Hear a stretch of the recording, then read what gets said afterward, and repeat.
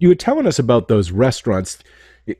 Explain a little bit more, especially for the listeners, where you work. Some of those places are very well known, and how you got those positions and what it was like. You already gave us a little taste that it's hard. You're sleeping in the basement. You're working all those hours. But how is it working with these famous chefs?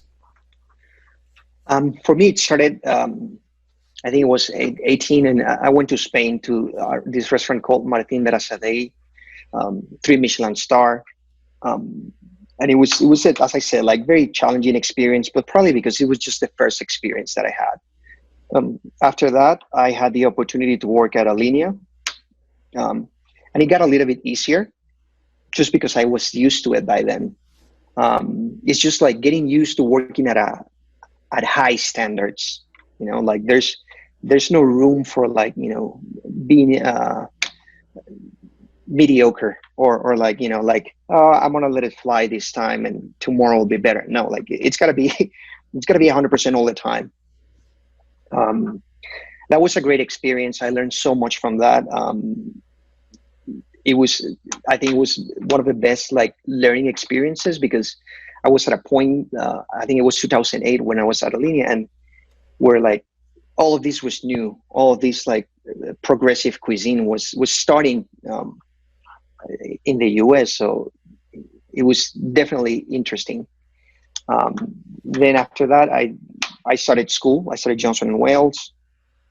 Once I finished school, I got the opportunity to work um, in Chicago for a couple of years. I did front of the house while I was there. I worked at Spiaggia for a few months, and then I went back to Miami. And at that point, I decided that I wanted to get my master's degree. So I traveled back to Spain. I went to the Basque Culinary Center, and I got my master's there. And part of the curriculum there, your last few months you had to go to a restaurant and work.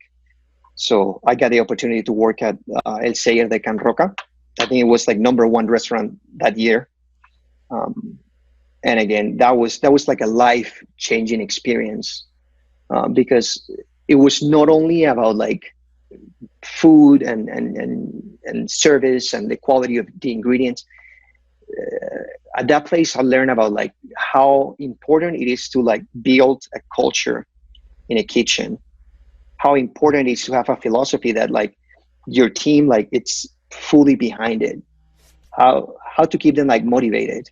There's some other places like you're just working, and it's that's why there's at least that's how I feel like there's such a high turnover.